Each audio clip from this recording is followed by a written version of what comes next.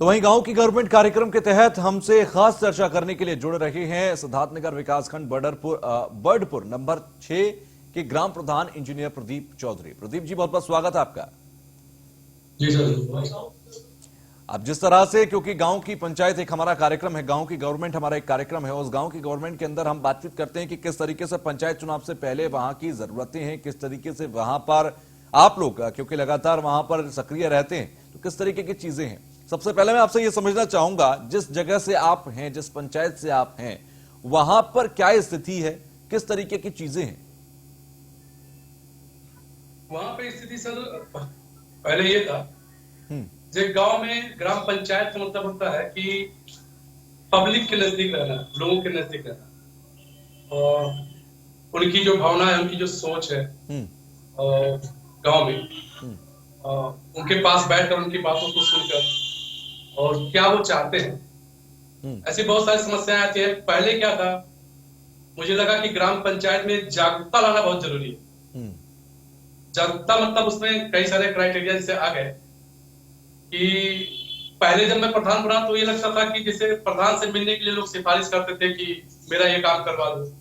मुझे लगा मैं उनको इतना जागरूक कर दूं कि स्वयं मुझसे वो मिले, अपनी बात स्वयं रखें, वो किसी के माध्यम से ना आए, क्योंकि माध्यम से आने का मतलब कि यहीं पे एक सिस्टम बिगड़ जाता है और पब्लिक की जो ठगाठगी चलता है।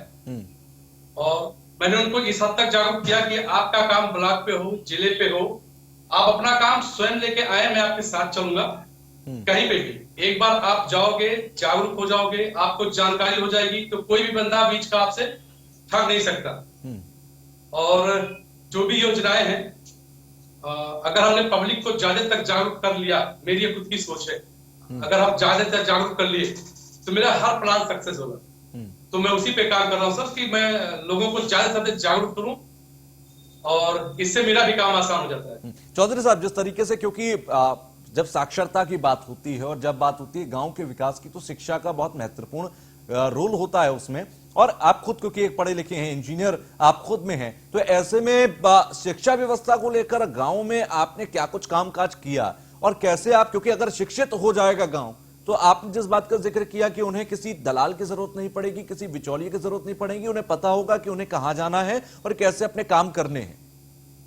जी, शिक्षा को लेकर भी सर जो स्कूल है पहले बहुत जर्जर था, बैठने की सुविधा नहीं थी वहां पे, जैसे बच्चे से टाट पे बैठते थे। तो मैंने स्कूल को जो है मरम्मत करवाया, थोड़ा हाईटेक किया उसको और बैठने के लिए बेंच दिया, चाहे वो प्राथमिक विद्यालय हो या पूर्व माध्यमिक विद्यालय हो। अब थोड़ा सा अध्यापक की कमी आ रही है उसमें, लेकिन जो सुविधा थी स्कूल की, मैंने इंफ्रास्ट्रक्चर बनाया, उसको बहुत ढंग से बनाया, बैठने की व्यवस्था दिया, बिजली पंखा दिया, शौचालय हर स्कूल में बनवा दिया। और सबसे पहले मैं जो बच्चे हैं उनके गार्जियन को मैंने जागरूक किया जाके कि जैसे महीने में एक बार मीटिंग लेना, 20 दिन उनके गार्जियन को बुला लेना कि आप जो है अपने बच्चों को पढ़ने के लिए जरूर भेजें। अगर वो शिक्षित हो गया तो आगे कहीं भी जाए, रोजी रोजगार के लिए जाए या कोई भी चीज हो, तो वो समझ सकता है, वो कहीं भी जा सकता है। तो जब तक गार्जियन जागरूक नहीं होगा, अपने बच्चों को ढंग से भेजेगा नहीं, तब तक वो शिक्षा ले नहीं पाएगा। तो इसलिए गार्जियन को भी जागरूक करना जरूरी है और ये मेरी प्राथमिकता है कि गार्जियन भी जागरूक हो, उसी बच्चों को शिक्षा भी मिले। तो ये चल रहा है, मैं करता रहता हूँ, हमेशा प्रयास रहता है। सरकार का सपोर्ट आपको कितना रहता है आपके कामकाज में? क्योंकि जब भी आप कुछ योजना को लागू करेंगे, इंप्लीमेंट करेंगे, सरकार का सहयोग चाहिए, अधिकारियों का सहयोग चाहिए, वो सहयोग किस हद तक मिलता है? जी, सहयोग सर समझ नहीं पाए। सरकार के स्तर पर जो तमाम योजनाएं होती हैं, चाहे वो आप किसी भी योजना का जिक्र कर लीजिए, उसमें सरकार के सहयोग की जब बात आती है, या अधिकारी तमाम जो हैं, वो अधिकारी कितना सहयोग आपको करते हैं, ये सहयोग रहता है आपको? अब सर ये कम्युनिकेशन जैसे बीच में हो, जैसे कोई योजना आ गई तो अगर वो डायरेक्ट कोई प्लान पब्लिक तक जानी है, तो चूंकि पब्लिक ने मुझे सेवक के रूप में चुना है, तो अगर कहीं पब्लिक अपनी बात नहीं रख पा रही है या उसको कोई असुविधा हो रही है, तो मेरा दायित्व है कि मैं आगे बढ़कर उसका सहयोग करवाऊं, जो भी लाभ उसको मिल रहा है। अगर उसका राशन कार्ड बनना है तो मेरा दायित्व है कि मैं उसका बनवाऊं, उसको आवास मिलना है तो दौड़ के मैं अधिकारी से बात करके, सिस्टम से बात करके मैं उसको आवास दिलवाऊं।